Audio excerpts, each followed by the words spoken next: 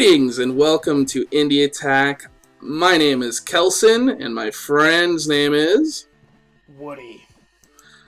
Today we're playing a eccentric little game called Mibibli's Quest. Now this is in the grand tradition of games like, Space Funeral, Frog Fractions, and it is a genre-bending, story-bending look at gaming. But this game is sort of a platformer with Mega Man aesthetics. So it's like Mega Man meets Space Funeral.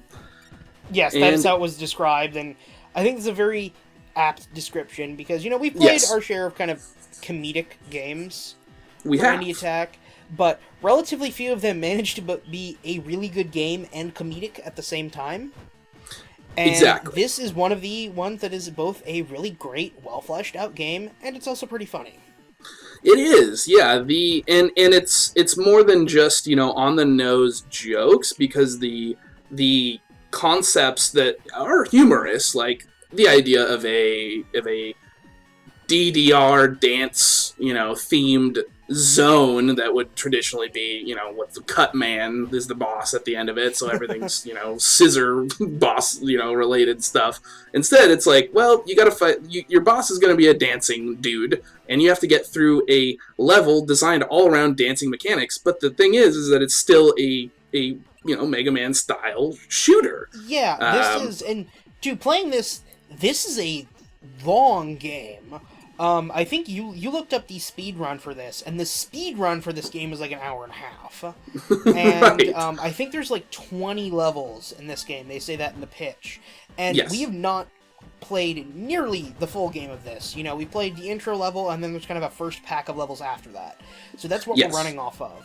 And running off of that, this game is really promising, because even in that, each level kind of has its own gimmick to it. The one level, the cave level, is about glass, and when you attack things, they become broken glass. If you step on broken glass, it hurts you, but it can also work as a platform, and there's kind of a lot of puzzle mechanics based around not destroying certain things. The other level you mentioned, there is a level called Rave, and in the Rave level, enemies and environmental hazards are rhythm commands. So, like, you'll jump over an arrow or have an arrow shot at you, and you'll need to match it like a rhythm game command.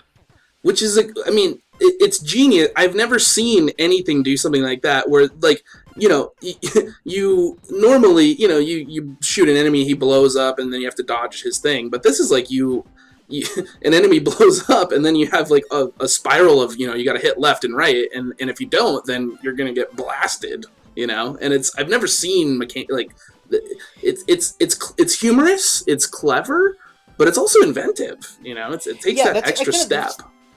That's kind of my takeaway from this, is this game is surprisingly inventive, and this is one person making this too, as I understand it. Yeah, Ryan Melmoth. I forgot to drop at the top, at Ryan Melmoth, to check him out. But yeah, this it's a very impressive game for one person, and it's remarkably well designed, and this is one of those ones I think I'm gonna have to play more of this. Because this is the level of creativity and skill in making this that, like, I would expect from larger retail releases, and especially for an indie game, this is the kind of indie game that, I would expect to see for sale, and it's free, which is really impressive. Right, yeah, it's, you can, it's the free, you can contribute. If you contribute, on his website he says more than 10 Canadian loonies, you get the soundtrack. So, and also the soundtrack is pretty dope, so I would say that's a steal in and of itself. And yeah, I just suspect that this game could turn into some, Steam, something is going to happen with it, or at the very least it's going to hopefully give him exposure. Games he played that I think can easily, like, it goes beyond the scope of just what it is of, hey, cool, funky, free, downloadable platformer. No, it's actually a really good downloadable platformer that probably should be on sale. And, in all honesty, I think out of everything we have played so far in 2015, this is probably in, like, my top 2 or 3. This is really up there. It's really good. Definitely, yeah. I would say even definitely even top 10. I could off the top of my head bold bold proclamation, but top 10 of like favorite just based on the first few worlds that I played, and just honestly it's just only based on the first few worlds too. Yeah, like presumably, I guess it could maybe get really bad later on. I highly doubt it, but especially if the creativity in level design and level gimmicks is kept up as it is with these first two levels. Holy crap!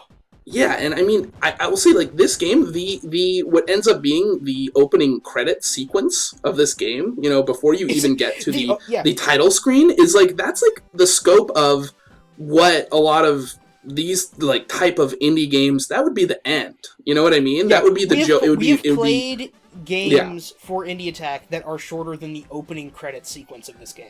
Yeah, that was definitely worth note. Oh, for sure we have, and have way less meat on the bones. But I mean, you know what I'm saying though? Like a lot of people would just say like, oh, that's a funny joke, and that's kind of all that I was trying to do. But this is way more than that.